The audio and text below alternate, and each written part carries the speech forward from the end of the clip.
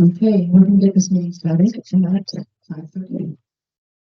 Before we get started, I'm going to take a moment of silence, just so we can sit our thoughts and our minds, and then we'll get started with the pledge. Just a moment.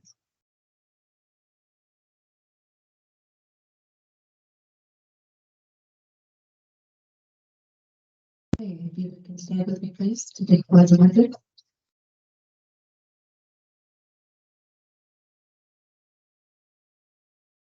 Pledge allegiance to the flag.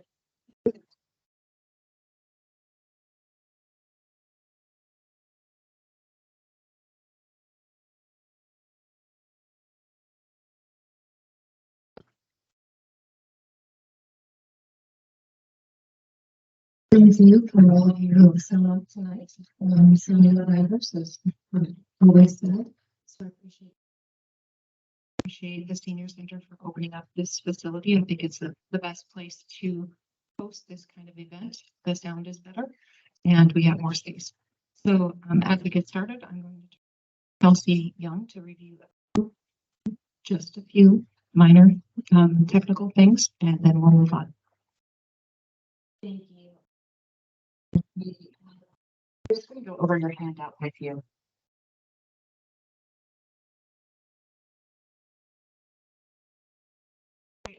We are extremely excited about drawdown as well. We don't like seeing brown rivers. We are concerned about our water. And we welcome any questions that you all. The water has been this entire testing within the Oregon Health Authority parameters, and each additional test that we've been putting out, coming back safe, we'll be going about talking about that a little bit more as well. We are working on some solutions. We have been talking to multiple representatives, to the county commissioner. I met with Jamie Kate yesterday, and we are going to continue to do so. Legal action is being pursued. Details can't be discussed. We'll get that to jeopardize basic and we will continue to follow the meetings.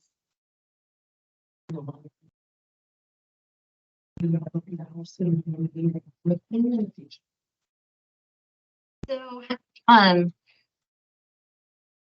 questions and comments will be limited to 2 minutes. We can go over a little bit that we've had a smaller group than we had anticipated, so we'll relax some of those things because we do want to hear from you.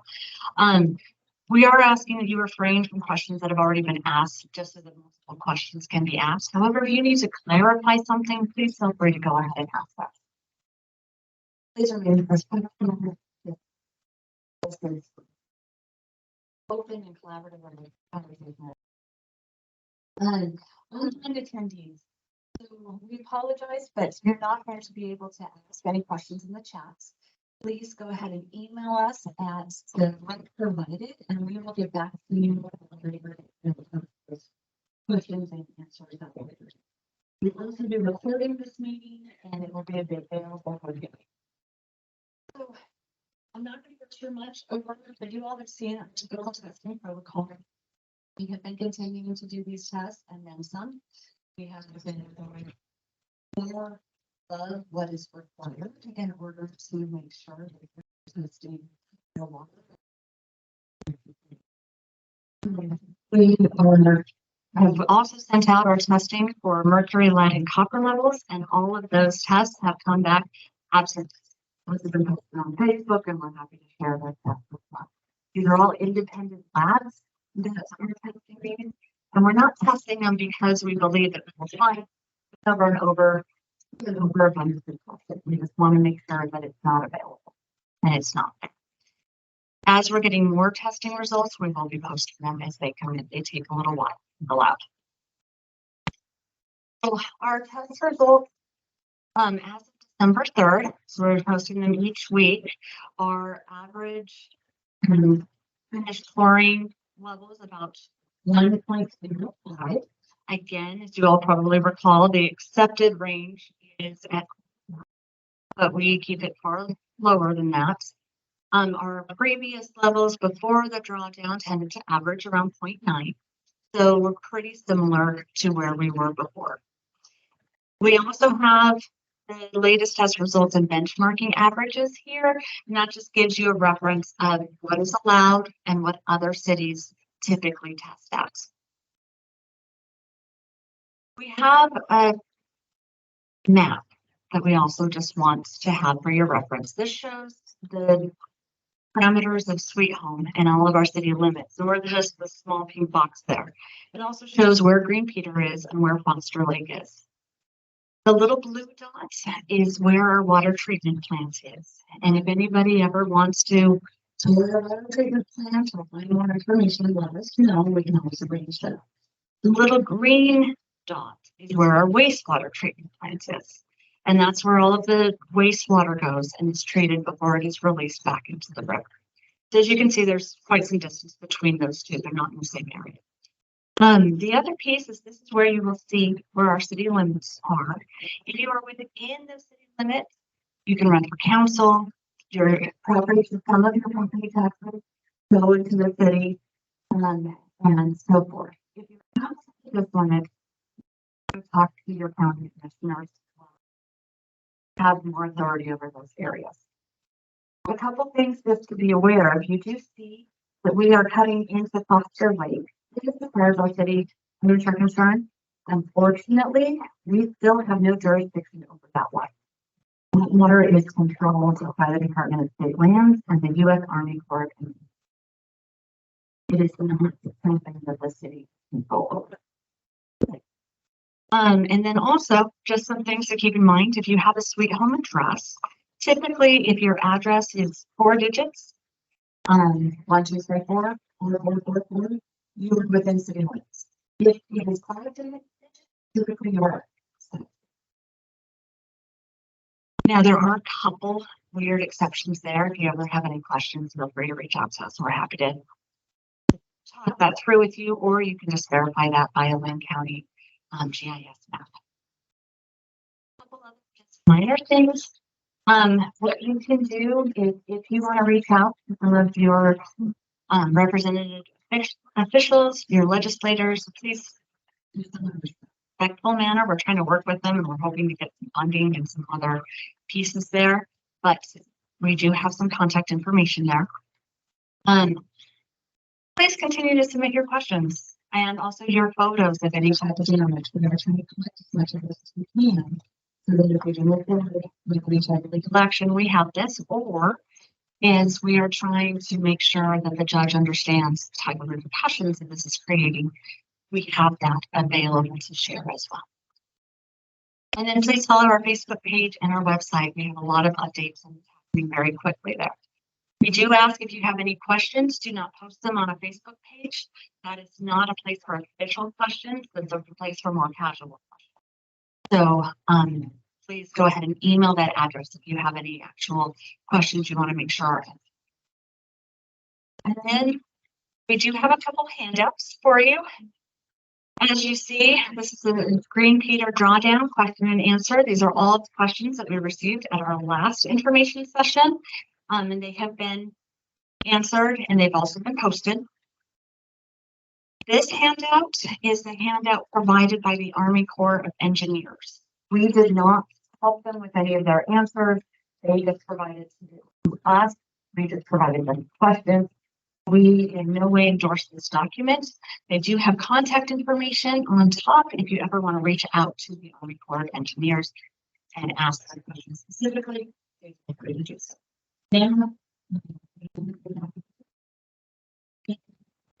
Questions related to water quality. If it has questions having to do with the dams and things outside of jurisdiction, we are going to refer you to ask somebody. Thank you. So first on the sign up list is Robert Egner. Please come forward and give your name and address for the record, please. I live at 2862 Wrigley Road.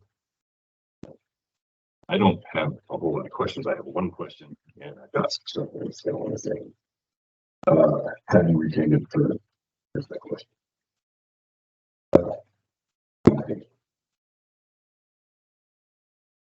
2018, when this went to court, and the only people that pushed back against the drawdown, against the decommissioning of our electric service, were the Army Corps of Engineers, Salem and Marion County, Oswego. Community that relies heavily on tourism, fishing, boating, gas sales, local shopping, and all the funds that come to our town. We've lost most of our bills by law. 2018 is when we needed our elected officials, our mayor at the time, the city manager at the time,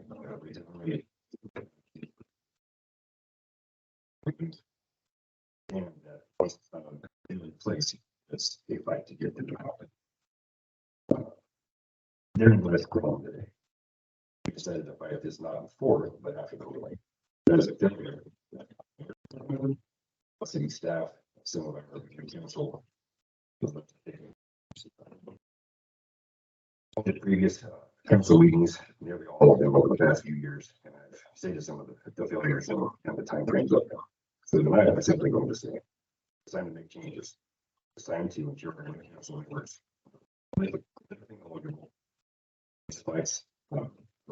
It's time to start listening and doing and allow these towns and other organizations that they can do. It's time for our council and our mayor to lead rather than follow. When things affect our own things affect. And start changing charters and getting the state to ensure we are in control of our positions, therefore our elected officials. You didn't hear us about the last meeting. We were told that the Army Corps of Engineers didn't allow if you wanted to ask questions. But they did.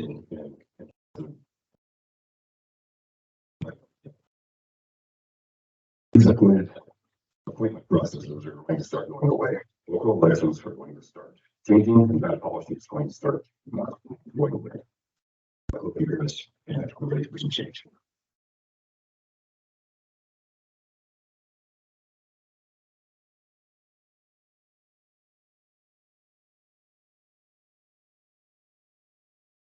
Looking to multiple legal teams, if we actually move forward, you will see that in council. It's not a different what you're doing.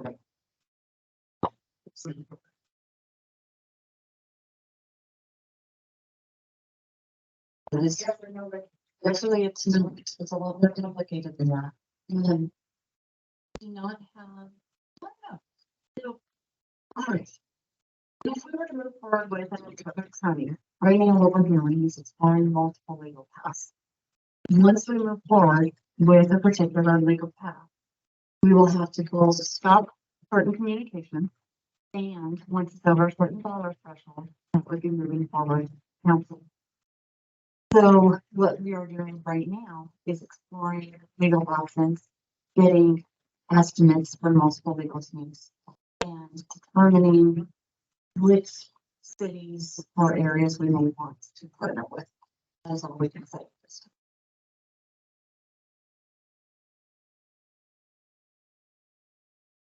Next question will be coming from Ron Tokus. State your name and your address for record. Ron Tokus, 3814 Red Lebanon. I've been attending some of these meetings. Can attest to what you were just saying about past and what's been done. I appreciate your question, though, definitely. But moving forward, I want to thank you guys for your transparency and keeping us informed on everything so we can have the solution moving forward. So, I was just reading an article and online, this is all about kokanee fishing. Kokanee, the best known Western Oregon premier kokanee fishing reservoir. That's online. It's all over online. Kokanee fishing in Green Theater has in the past been really huge. It's been great for very broad for communities and beyond. Questions are there any indications at this time of any kokanee remaining in Green Theater? Has there been anything done to to evaluate what might be left, if anything. In there. And also plans for ODFW to restock Green Theater in the future. That's the pool.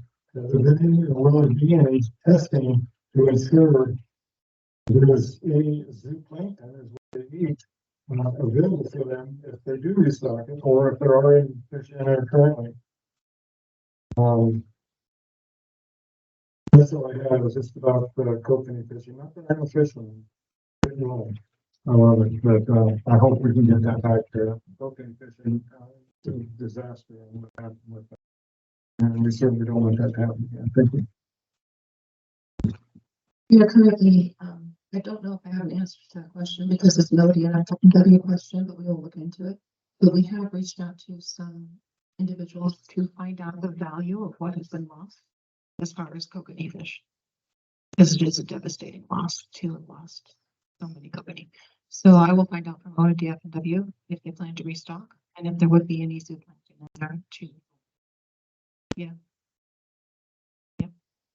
Well, we have your name and we have your address and I'll find out. Okay. And one more piece, another person you might want to reach out to is Greg Taylor with the Army Corps of Engineers. He's not involved in restocking. That would be a question for ODF. However, he is trying to research how the fish are being impacted, both the Chinook and steelhead as well as the kokanee. And he has been doing a little bit on looking at the barotrauma and how all of this developed and then might be able to happen. So, and also it is absolutely devastating. Yes. Right, Taylor.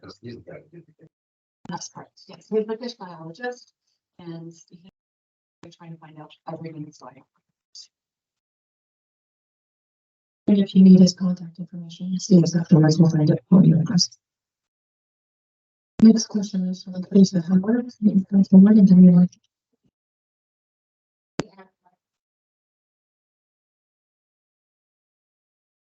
We will make sure that that question is answered online as well so that you can find it. Moving on to Marina Brown. You'd like to come forward and give your name and address for the record, please? Marina Brown, this is 4674 Light Oak. My first question was testing you had on here bi-weekly or and I'm assuming that's every 2 weeks. This is just in general curiosity. I had a couple of questions for the Corps that are, I don't think there's anybody from the Corps here. My biggest question was, this actually started because of a failure to perform a biological survey for the endangered species, and that biological survey was never performed. And so I'm wondering why that was never performed. And one of the things that Greg Taylor had said to me at the other meeting in person face to face was that I asked him if they had decided not to go forward with the recommendation or the indictment in the court. He stated that he was a government entity and that that was not an option for them to just take fines to be able to just not do the drawdown. And so that confused me because he won't do the buy-offs, which is a requirement by one of the agencies in the government, but then they won't go ahead and not do the drawdown and take the fines. He didn't know what the fines were, because that was one of my questions. But it's because we've had a kind of a financial impact here, and so my curiosity question was, if they hadn't done the drawdown, how much was the fine, and then could we just pay it and make it cheaper and not destroy the environment?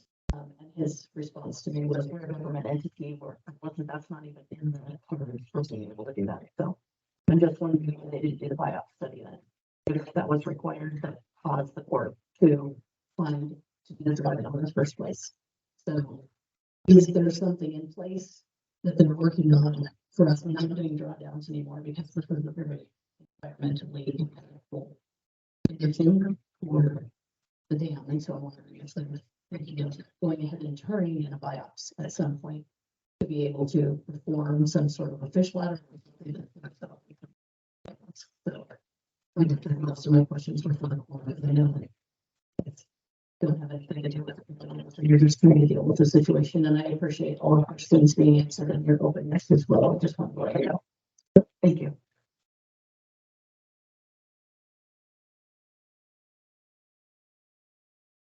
So that's probably a question that you want to ask the court.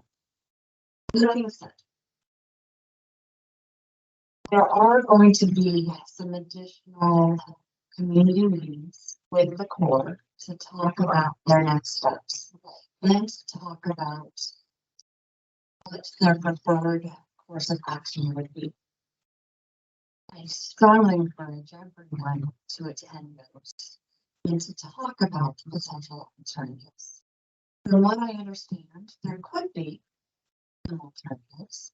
And if the Corps had been provided with some, there could be other items like a fish passage or as spring flow or some other things that could happen. My understanding also, and this is just my understanding, I do not speak for the Corps and I can't emphasize that enough. But my understanding is that they did just for some funding in the past and they were denied. And that would have been funding to do some different structures. I think the question of how much would that cost versus the question of how we are impacted is a very valid one. And it's one that we are asking as well.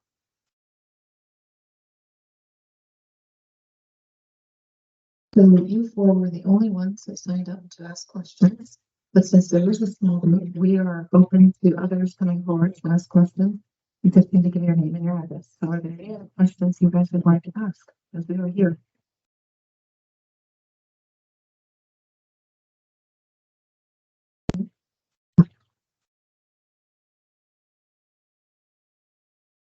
My name is Dawn Miller, 3318. Wait, no. My question originally was for Susan Coleman and Kelsey Young. I want to know what you knew when you knew it from February of 2018. I'm going to share Kelsey's. Kelsey is new to Sligo as of October 1st of last year. She was Let me, I think you were both at the meeting that I'm referring to. The meeting in February, this past February. In 2023. Oh, okay, sure. Thank you for the clarification. I can speak to that. So the Army Corps of Engineers had a listening center meeting in 2026. Multiple city staff and community members all attended. It was advertised. There's been discussion of this that was in the paper and so forth. At the time, the Army Corps discussed the product and they had sort of question answering areas where you could go and discuss with the Army. We asked multiple questions regarding how this would impact quality, and as well as concerns about how it would impact Army. The Water Corps, the Army Corps of Engineers, excuse me, stated that they did not believe that this would impact our drinking water, and we were all looking at that, and based on their models didn't show that it would impact any drinking water. And we also used multiple questions about the drawdown period. For most time, it's supposed to be from the 15th of November to the 15th of December. If the idea didn't happen. I will say that understanding of how this was going to move forward and the actual consequences of what happened forward are not all the same. If we had had any indication that this is how it would have impacted us, we would have prepared. We would have been able to probably, if we had known this would have happened, we would have taken different action. I will say, I don't think anyone saw these types of consequences because I don't think anybody wanted what has happened to have happened. So, but all of this was a public meeting. I know there were other people that were there as well, and all of this was advertised. Yeah, I was at that public meeting as well, and I asked similar questions regarding the economy, how it would impact the economy and how it would impact our water quality. We were told it would not. We were reassured multiple times that it would not impact at all. The unintended consequences that come of this, nobody anticipated these. And I think that when you go up against the federal government, you need to actually have proof that something has happened. And I think that's why Salem and Marion County did not succeed at stopping this either in 2018. And unfortunately, we've hit the proof that their idea was really poorly planned and poorly executed. And we intend to do everything we can to stop this from happening again. But that is what we knew, and that's the information we were provided. Lord. You stated in several of the meetings, several postings on Facebook that you had, quote unquote, no idea it would be this bad. So I once again ask, what did you know? What did they tell you it would be like? I mean, because every time I've asked a question of any of you, I've been told we didn't think it was going to be this bad. How bad did you think it was going to be?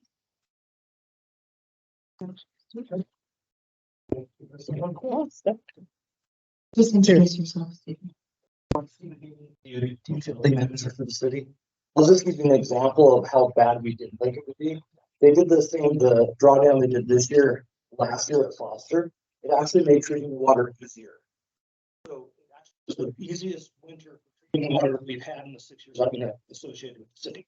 And they told us there'd be no additional impact with the Foster drawdown. I was thinking this would be a cakewalk. Like things were getting better with this. It changed to thermal inversions when things happened. And it was the easiest winter we'd had treating water since I've been here. Previous to this one, which is the worst. So there was no indication this was going to be anything like this. And that would be confirmed as what we were told at the February meeting as well. We also asked multiple questions. The status we thought it would be is that we would have a lower rate to December 15th. It would not impact water quality. It would not impact our summer additional water as well. We're not expecting any of the consequences that would happen if we had. Guarantee you, we would have been looking at doing a lot of other things. Okay, and then this is just an assignment. I tried all days ago to post this meeting to the general public off of your post on your Facebook page. And every time I sent it out, the person I sent it to responded with unavailable. It just is a blank page, just the city of Sweet Homes. Okay. I just wonder why, I mean, how are we supposed to get this out to the people? By sharing your invite off of the Facebook page to the general population. And it didn't go. And I was notified at 4:30 today, all this that I had sent out. Were just like that. Do you know anything about that? No, and we did have other people who were able to share, so I'm not really sure what happened. If that happens again, please let us know, because It's just the second time. It's gone longer on the Facebook. we want people asking why we're taking the time and being here. Yeah, if you want. Okay, Adam has. So I'm Adam Leesinger, the communications manager for the city of Sweet Home. So if the people you're sending it to are not friends with our page, it won't always go through. We've had multiple people that are sitting here every day, and it went through just fine.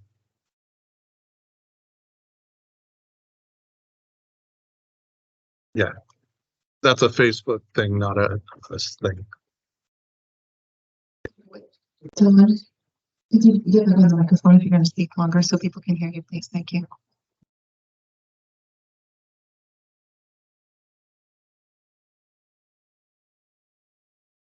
Are there any other questions that you would like to come forward and to ask of city staff?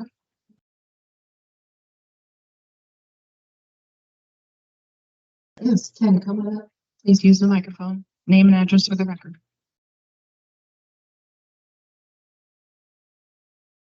I'm Ken Brunson. I live at 6313 Lake Point Way in Foster. I just have just a technical question.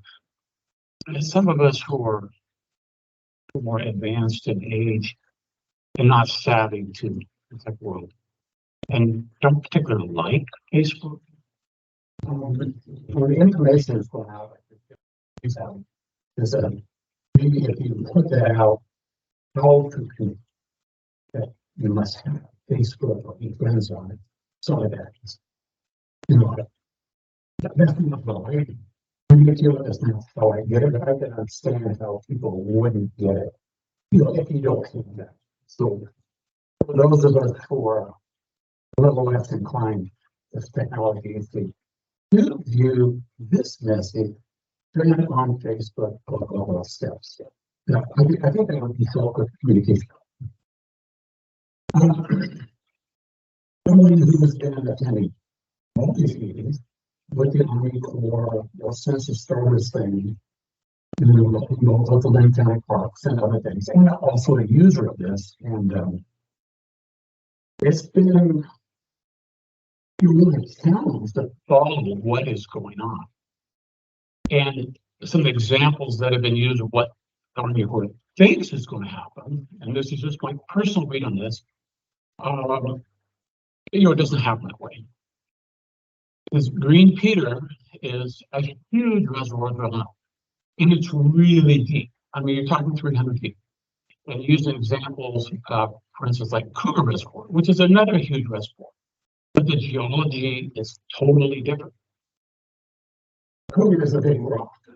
So you drain it down, and they drain it down like every year.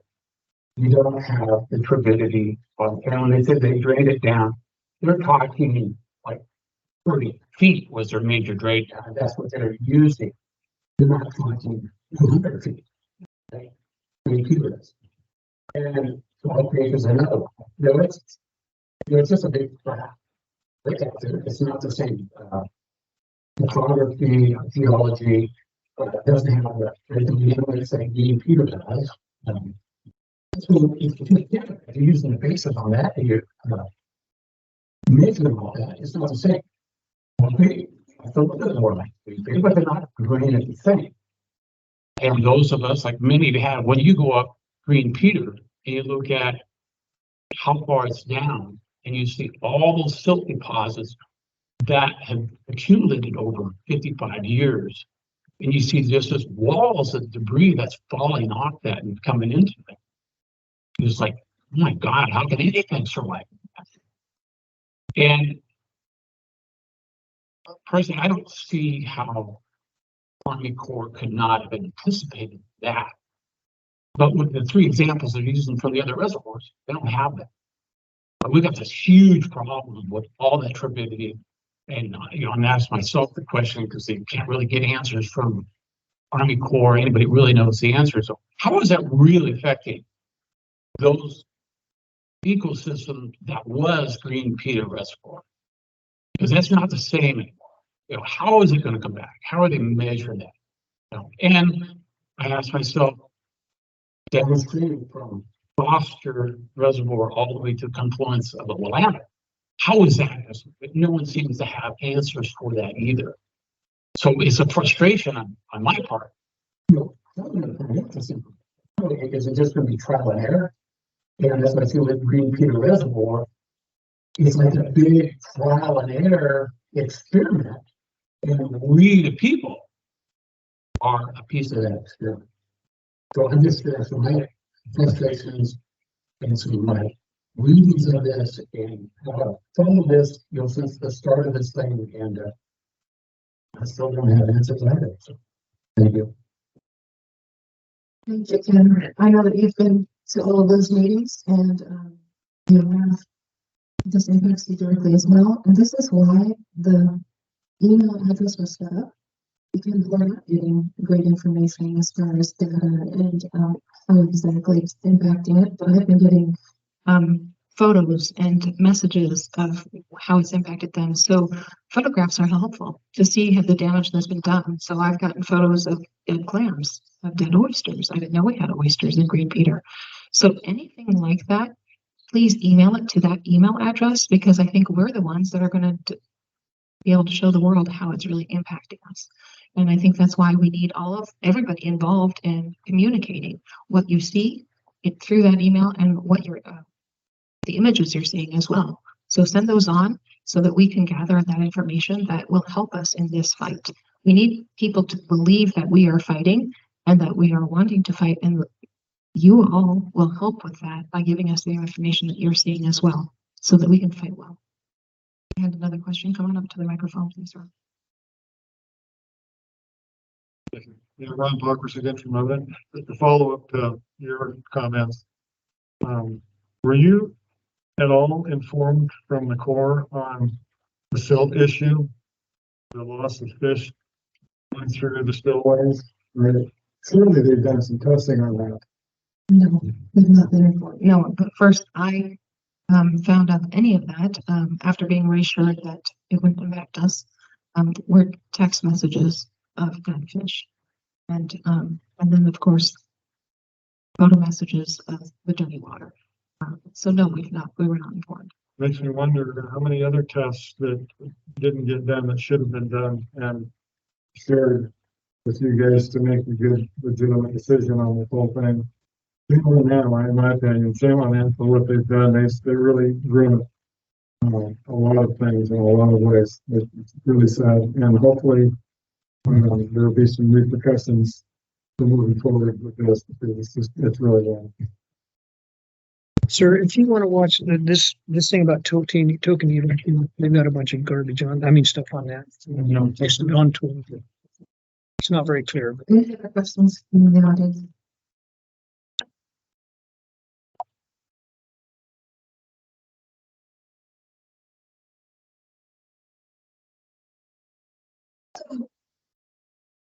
I'm really tired. Since, let's see, October 6th is when we started seeing the dead fish. But the first week in November is when we started hearing about people's water quality issues. Then had a day off since. And if you look at the hours that I've been working, it pretty much nonstop. And our mayor here, who's not paid for this position, has also been working nonstop. We have been reaching out to cities. We have been reaching out to representatives. We have been reaching out to the Congress members. We have been taking interviews. We have been on the news. We have been on national news. And we have been determining a course of action. If any of you have been involved in anything like this in the past, it is so far from easy that it's really, really, really challenging. Our water treatment plant has been going nonstop. They're finally getting to slow down a little bit. Stephen deserves a medal and his team, because they have been there all night, every day, to make sure that our water is still testing is safe.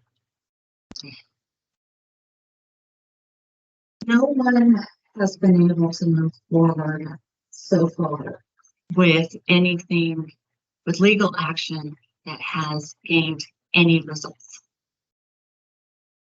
We are trying to find a path where we can gain results. If anyone wants to help us, it is time for us to come together as much as possible. We are doing everything we can for this community, and we are standing up and trying to lead the group who wants to play. We need you to help us do that. We can't do that alone. And it seems part of the reason why so many cities have failed is because they have tried to do this alone. If you want to help us, please continue to reach out. Give us some letters of support, give us those photos. Feel free to continue to ask questions, but please recognize that the only way we can do this is together. So I do ask, talk to your friends, talk to your neighbors, see those who can stand behind us and help us with this. If businesses want to do a lawsuit, they have that option. That would be outside of the city. If as citizens, you want to look into that, you have that option. But recognize this is a bigger deal because this is actually taking on the federal government. And we're a small city. We're just over 10,000 people. And honestly, it's kind of time to see what we're made of. So if you want to help us, please do. Thank you. Okay. With that, if there's no further questions, we'll close this meeting. And thank you all for showing up.